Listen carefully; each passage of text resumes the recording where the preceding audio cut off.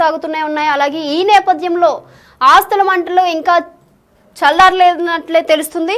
అయితే ఈరోజు మంచు మనోజ్ అమ్మ బర్త్డే విషెస్ కూడా చెప్పినట్లు తెలుస్తుంది. అయితే సోషల్ మీడియాలో అమ్మ ఫోటోలు కూడా షేర్ చేశారు. కానీ ఆ ఫోటోలో ఎక్కడా కూడా నాన్న మోహన్ బాబు ఫోటోలు అయితే కనిపించడం లేదు.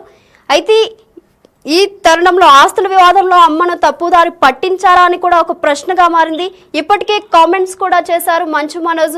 అలాగే నిన్నైతే ఒక ట్వీట్ కూడా చేశారు ఆయన. ఆ ట్వీట్లో ఏముందంటే మళ్ళీ బాంబు పేల్చిన మంచు మనోజ్ అయితే నిజం ఎప్పటికైనా విజయం సాధిస్తుంది అంటూ ట్వీట్ చేశారు. తాను చేసిన ప్రతి ఆరోపణకు కట్టబడి ఉన్నట్లు ప్రకటన కూడా చేశారు. నేనే గేట్ తీసుకుని లోపలికి వెళ్ళాను. లోపలికి వెళ్ళాక నాపై దాడి చేశారు. ఏం జరిగిందో తెలియాలంటే ఆ రోజు రాత్రి సీసీ ఫుటేజ్ను రిలీజ్ చేయాలని డిమాండ్ కూడా చేశారు. సీసీ ఫుటేజ్ ఎడిట్ చేసి తాగినట్లు చిత్రీకరించారని కూడా చెప్పారు. అయితే ఆ వీడియోలో ఉన్న వ్యక్తి నా ఛాతిపై కూడా కొట్టాడు అని చెప్పారు. ఆత్మరక్షణ కోసం అతన్ని దూరంగా నెట్టాను. వినయ్ అనే వ్యక్తి దీనంతటికి కారణం అని కూడా చెప్పారు. నేను ఏ తప్పు చేయలేదు, త్వరలో ఆధారాలు బయట పెడతా అని కూడా చెప్పారు. మా 9 నెలల బిడ్డను మా నుంచి వేరు చేయాలని కూడా చూశారు అని చెప్పి ట్వీట్ చేశారు.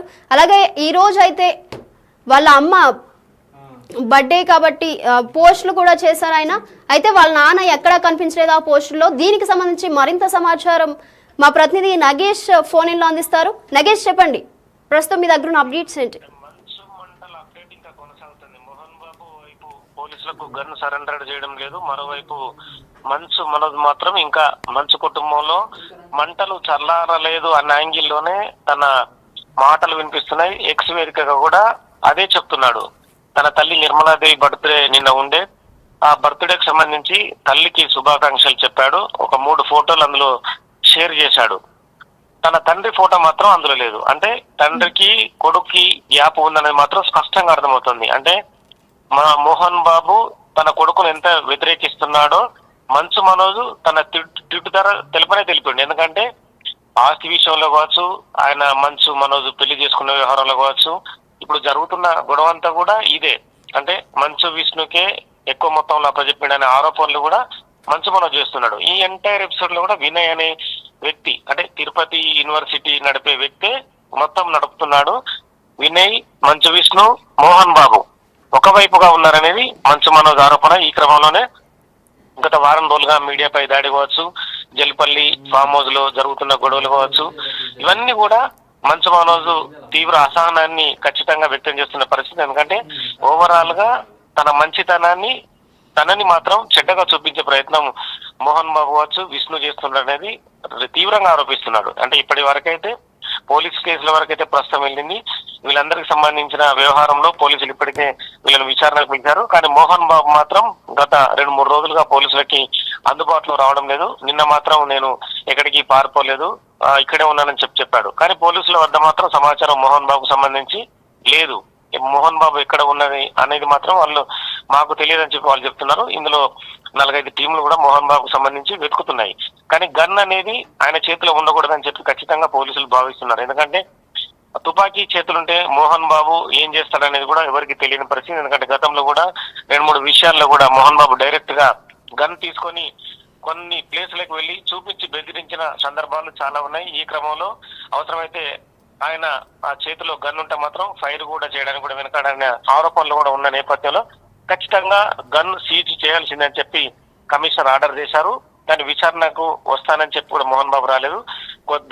ఒక 2 రోజులు కాంటినెంటల్ ఆసుపత్రిలో జాయిన్ అయ్యి చికిత్స తీసుకొని వెళ్లిపోయాడు. తదుపరి జల్పల్లి ఫామ్ హౌస్ లో ఉన్నాడు. ఫామ్ హౌస్ నుంచి బయటకు వచ్చిన తర్వాత ఎక్కడ ఉండడనేది మాత్రం ఇది విధంగా తీయడం లేదు. ఆయన కోసం అయితే పోలీసులు ఖచ్చితంగా అడుగుతున్నారు. గన్ ఆంధ్రప్రదేశ్ లో కావచ్చు, తెలంగాణలో కావచ్చు, ఎక్కడ సబ్మిట్ చేసినా మంచిదే. గన్ను మాత్రం పోలీస్ స్టేషన్ లో డిపాజిట్ చేసి రిసీట్ తీసుకుని ఆ రిసీట్ ని వాట్సాప్ ద్వారా లేదంటే వ్యక్తుల ద్వారా పంపించినా కూడా తాము తీసుకుంటామని చెప్పి ఇప్పటికే కమిషనర్ సుధీర్ బాబు స్పష్టం చేసిన పరిస్థితి. ఈ నేపథ్యంలో ఖచ్చితంగా మంచు మనోజ్ మాత్రం తన అసహనాన్ని, కుటుంబంపై తనపై జరుగుతున్న దాడిని మాత్రం ఏదో రకంగా ఎక్స్ వేదికగా తెలియజేస్తున్నాడు. తాజా ఎక్స్ వేదికగా చేసిన ట్వీట్ కూడా ఖచ్చితంగా వైరల్ అవుతుంది. తన తండ్రి ఆ ఫోటోలో లేకపోవడం తండ్రి మీద ఎంత కోపం ఉందనేది మంచు మనోజ్ ట్వీట్ లో స్పష్టంగా అర్థమవుతుంది. ఎందుకంటే ఆస్తుల విషయంలో కావచ్చు, తను పెళ్లి చేసుకున్న మౌనిక విషయంలో తండ్రి తీవ్రంగా వ్యతిరేకించి తనను దూరం పెడుతున్నాడు. ఇందులో వినయ్ అనే వ్యక్తి ఉంది.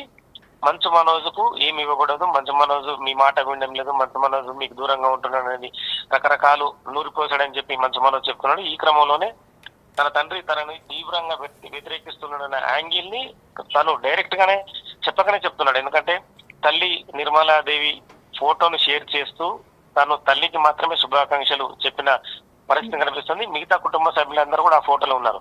కానీ తండ్రి మాత్రమే, మోహన్ బాబు మాత్రమే అందులో లేకపోవడం అనేది ఖచ్చితంగా ఇది అందరూ కూడా నెట్టింట్లో కూడా పెద్ద ఎత్తున అవుతుంది. అంటే మోహన్ బాబు మీద, తన తండ్రి మీద మంచు మనోజ్కి ఎంత కోపం ఉన్నది అంటే ఈ విషయాన్ని ఇంటర్నల్ గా సెటిల్ చేసుకుంటామని చెప్పి రకరకాలుగా చెప్తున్నా కూడా ఎవ్రీడే అంటే ప్రతిరోజు కూడా ఏదో రకంగా వాళ్ళ కుటుంబ గొడవ కొనసాగుతుంది ఈ ఎక్స్ వేదికగా జరిగిన ట్వీట్ ద్వారా ఖచ్చితంగా స్పష్టం అవుతుంది. నెట్టింట్లో కూడా దీనిపైన కూడా పెద్ద ఎత్తున జనాలు చర్చించుకుంటున్నారు. సినీ పరిశ్రమలు కూడా ఇంకా మోహన్ బాబు తగ్గలేదు, మంచు మనోజ్ని విష్ణుని పిలిచి మాట్లాడడం లేదు. పోలీసుల దగ్గర కూడా అంటే వాళ్ళు ముగ్గురు కలిసి కూర్చొని మాట్లాడుకుంటే కనుక ఈ విషయం సెటిల్ అవుతుందని పోలీసులు చెప్పకనే చెప్తున్నారు. కానీ పోలీసుల మాట కూడా వినకుండా మోహన్ బాబు ఒక పంతం పట్టినట్టుగా కనిపిస్తుంది. ఈ క్రమంలోనే మంచు మనోజ్ తన తండ్రి పైన అసహనాన్ని తీవ్రంగా వ్యతిరేకిస్తూ ఉన్నాడు. సో నగేష్, ఈ పోస్టుల్లో అయితే మోహన్ బాబు ఎక్కడ అయితే కనిపించట్లేదు, సో వీళ్ళు రాజీకి వచ్చే ఛాన్సెస్ తక్కువ ఉన్నట్లేనా? ఇందులో కొంతమంది సినిమా పెద్దలు ఎంటర్ అయ్యి సమస్యను పరిష్కరించడానికి ప్రయత్నం చేస్తున్నారు. మరోవైపు రెండు రాష్ట్రాల ముఖ్యమంత్రులు కూడా ట్యాగ్ చేస్తూ మంచు మనోజ్ ఈ మధ్యనే ఎక్స్ వేదికగా ట్వీట్లు కూడా పెట్టాడు. ఎందుకంటే తన కుటుంబంలో జరుగుతున్న గొడవ ఆ విషయాన్ని వాళ్ళు ఖచ్చితంగా తనకు సహాయం చేయాలని చెప్పి అభ్యర్థించిన పరిస్థితి కూడా చూడవచ్చు. అంటే విషయం చాలా దూరం వరకే వెళ్ళింది. అంటే వీళ్లకు కుటుంబ పెద్దగా గతంలో అండగా ఉన్న దాసరి నారాయణరావు గారు ప్రస్తుతం అంటే తను కూడా మృతి చెందడం, ఈ కుటుంబానికి సంబంధించిన ఏమైనా గొడవలు జరిగినా ఏం జరిగినా కూడా ఒక పెద్దగా గతంలో సినిమా పరిశ్రమలో వాళ్ళు ఉండారు.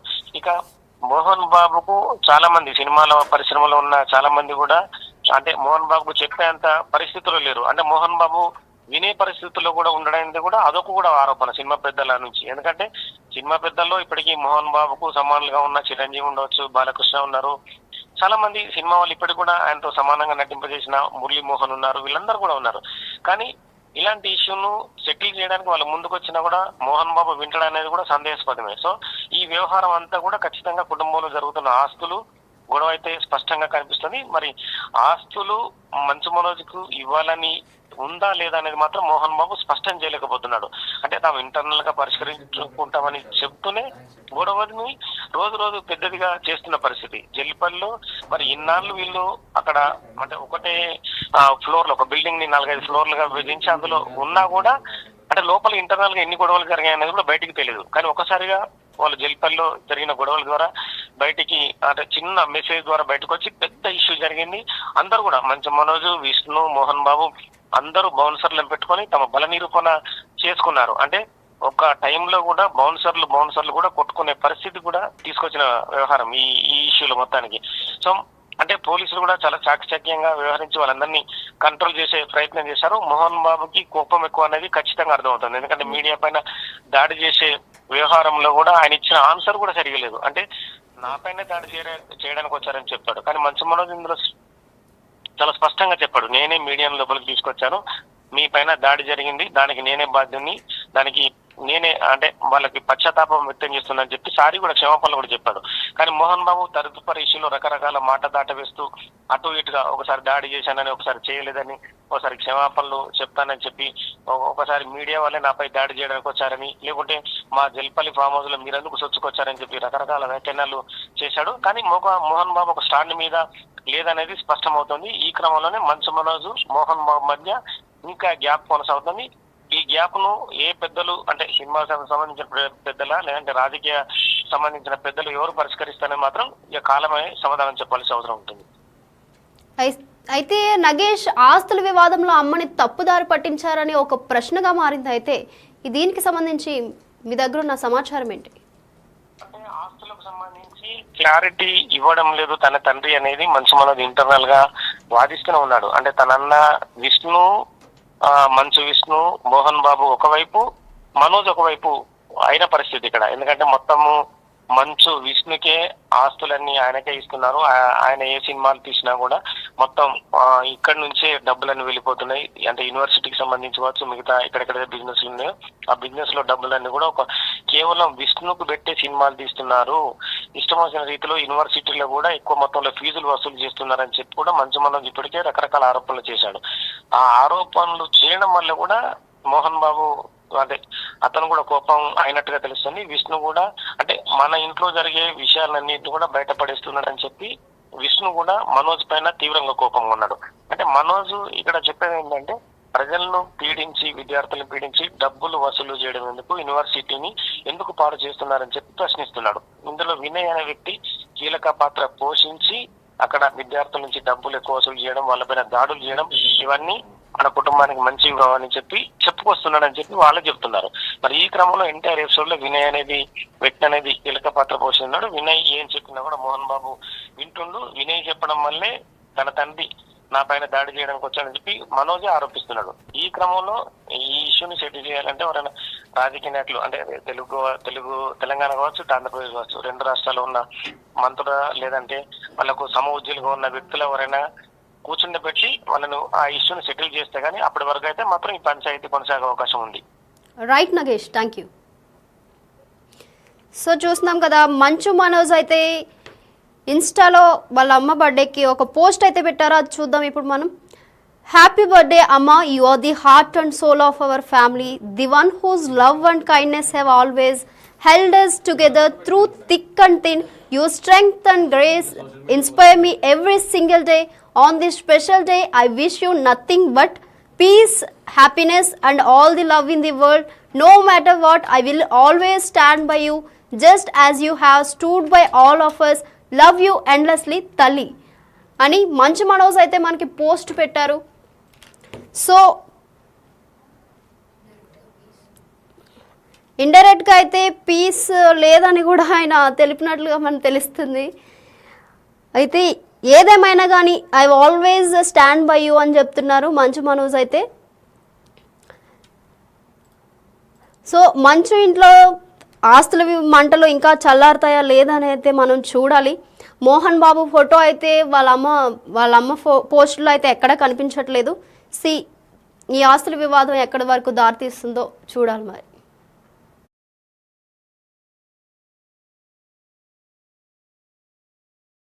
నలిగిపోతుంది. మా అమ్మని హాస్పిటల్లో అడ్మిట్ అయ్యారని చెప్పి నేను అబద్ధాలు ఆడారు. హాస్పిటల్కి వెళ్ళి చెక్ చేయించుకుంది అమ్మ. నువ్వు వెళ్ళిపో ఇంట్లో నుంచి, నువ్వు వెళ్ళిపోతే వీడిని చూసుకుంటావు మేమంటే, మేము మంచిగా మాట్లాడి పంపిస్తా అంటే నమ్మి ఆవిడ 3 రోజుల నుంచి దడదడగా ఉంటే వెళ్ళమ్మ అంటే ఏజీకి వెళ్ళడం వాస్తవం చూపించుకొని ఇమీడియట్గా మా అన్నింటికి వెళ్ళిపోయి అన్నింట్లో పడుకున్నారు. మీకు ప్రతిదీ తెలుస్తుంది. ఈ రోజుల్లో ఏది దాచలేరు. మరి ఇంత క్యారెక్టర్ అసాసినేషను నేను చేయని దానికి చేశారని నా భార్య వచ్చిన తర్వాత నేను చెడ్డడినయ్యానని అదే వాళ్ళ తల్లిదండ్రులు ఉండుంటే గమ్మునుంటారా అండి? ఈరోజు నేను గమ్మునుంటే ఎలా అండి? తనకి తల్లి అయినా తండ్రి అయినా అన్నీ నేనే అండి ఈరోజు.